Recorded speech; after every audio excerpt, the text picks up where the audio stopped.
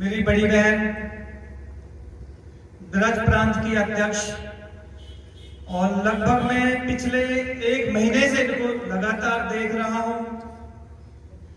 कि जो यात्रा निकलने वाली है 3 अप्रैल से आगरा से चलकर मथुरा तक आएगी, उसकी तैयारी को लेकर के रात और दिन जिस तरह से लगी हुई है, इससे पता चलता है कि वाकई कितना समर्पण भाव है इस पार्टी को लेकर के, जनता के मुद्दों को लेकर के।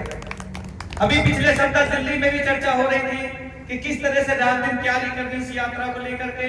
और साथ में एक नाम और मैं जोड़ देता हूं, छोटे भाई प्रशांत जी, जो कि रात दिन लगे हुए हैं इस यात्रा को लेकर के। तो मुझे पूरी उम्मीद है कि कुछ बड़ा होने वाला इस यात्रा के अंदर। इस मीटिंग के संयोजक हमारे जिला अध्यक्ष भाई देवेंद्र कुमार जी, जैसा कि आप जानते हैं जितेंद्र भाई की तो शायरी बात में वाकई उनका फैन बन गया, क्या लाजवाब तरीके से आप बोलते, बहुत बहुत धन्यवाद। साथ में बैठे पूर्व जिला अध्यक्ष और मेरे साथ में हमारे किसान प्रकोष्ठ के प्रदेश के महासचिव भाई नीरज छोकर जी और कैप्टन साहब कल्याण जी, राजकुमारी जी, राजेश जी और सभी साथी भाई मातृशक्ति यहाँ पे उपस्थित है। सभी भाइयों ने खुलकर के अपने विचार रखे, सारी समस्याएं गिनवाई जो उत्तर प्रदेश के अंदर चल रही है। अब मैं बात करूंगा समाधान के ऊपर, क्योंकि आप सब लोगों को पता है कि उत्तर प्रदेश का क्या हाल है, क्या त्राहिमाम मचा हुआ है पूरे देश के अंदर। और जिस तरह के त्राहिमाम मचा हुआ है, चाहे डीजल की बात हो, पेट्रोल की बात हो, गैस की बात हो, जिस तरह से इन्होंने योजनाएं चलाई, हर घर उज्ज्वला योजना इन्होंने चलाई, आवाज नहीं आ रही किसमें मेरी आज होगी, तमाम इस तरह के मुद्दे जिनको लेकर के जनता के अंदर अब इस तरह का माहौल बन चुका है कि कहीं ना कहीं सरकार और सत्ता से सबका विश्वास उठता जा रहा है। बात मैं यात्रा की करूं तो यात्रा में क्या होना है ये समझना जरूरी है आपको, जिसको लेकर के हम लोग आपके बीच में आए हैं, निवेदन करने के लिए आए हैं आप लोगों से कि यात्रा में शामिल होना है। इस यात्रा में होगा क्या वो समझना जरूरी है। अब से पहले लगभग 3 यात्राएं आदरणीय सांसद संजय सिंह जी ने पैदल चल के की। पहली यात्रा जो सरयू से संगम तक चल के गई, लगभग 250 किलोमीटर पैदल चले हम लोग, 250 किलोमीटर। उसके बाद यात्रा आपके रामपुर से अमरोहा जो लगभग 80-90 किलोमीटर, फिर मिर्जापुर से सारनाथ 80-90 किलोमीटर, और ये जो चौथी यात्रा है जो आगरस वाया हाथरस होती हुई मथुरा में जिसका समापन होगा, लगभग 100 किलोमीटर पैदल। अब ये जो यात्राएं हैं, ये यात्राएं जिस तरह के मुद्दे, घर घर के मुद्दे हैं, जन जन के मुद्दे हैं, गांव शहर के मुद्दे, उन हर मुद्दों को लेकर के जिस तरह से प्रशांत भाई ने कहा कि जब संसद में होते हैं तो संसद में उठाते हैं सांसद संजय सिंह जी, और जब संसद में नहीं होते तो सड़क पे मुद्दों को लेकर के पैदल चल के मुद्दे उठाते हैं। ऐसा नेता हम लोगों के बीच में है जो हजारों किलोमीटर की यात्रा कर चुका है सिर्फ जनता के मुद्दों को लेकर के। कोई है ऐसा नेता?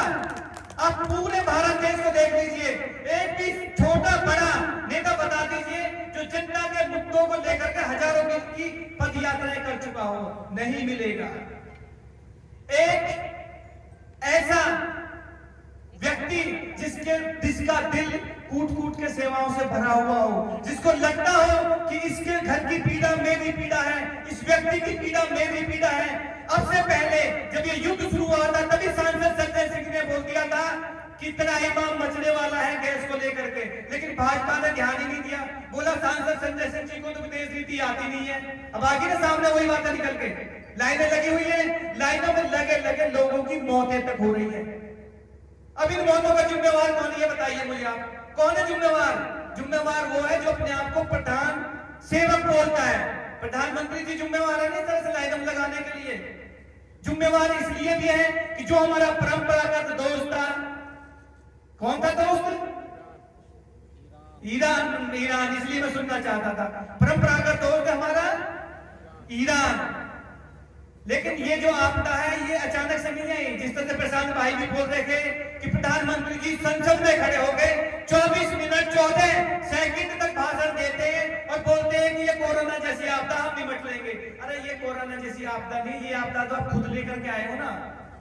ईरान एक ऐसा देश जो 12% सस्ती हमें गैस देता है, एक ऐसा देश 60 दिन के क्रेडिट पे हमें देता है तेल। एक ऐसा देश जो कहता है कि तेल बेच लो उसके बाद मुझे पैसे दे देना। एक ऐसा देश जो ट्रांसपोर्ट का भी पैसा नहीं लेता, उसकी दोस्ती ठुकरा दिया आपने अमेरिका के चक्कर में। अरे एक जो मौजी आदमी होता है ना परिवार का, माता बहनें भी यहाँ पे बैठी हुई है, जिसको हेड बोलते परिवार को चलाता है, वो अपने बारे में नहीं, वो उस परिवार के बारे में सोचता है कि इसके भले के लिए मैं क्या करूं। वो होता है प्रधान सेवक। ऐसे व्यक्ति को प्रधान सेवक कहोगे जो स्टीवन फाइल नाम आने के बाद, जैसे ब्रज कुमारी जी ने बोला, मैं तो माइक में बोल भी नहीं सकता सब, क्योंकि मुझे शोभा ही नहीं देती ये सब। क्या अपने आप को बचाने के लिए पूरे हिंदुस्तान को गिरवी रख दोगे आप? अरे 190 साल तक दर्द सहा हम लोगों ने, गुलामी सही हम लोगों ने, हजारों लोगों ने कुर्बानियां दी इस देश को आजाद कराने के लिए, तब जाके आजाद हुआ ये देश। आजाद इसलिए हुआ कि आज हम अमेरिका की गुलामी करें। एक शब्द हमारे देश के प्रधानमंत्री नहीं बोलते, जैसे अमेरिका कहेगा वैसे हाँ जी हाँ जी हाँ जी हाँ जी करते रहते हैं। और ये पूरी बातें आपको इतना फर्ज निभाना है कि एक आके घर घर तक पहुंची। आपको चर्चा करनी लोगों के बीच में कि किस तरह से त्राहिमाम मचा हुआ है उत्तर प्रदेश के अंदर।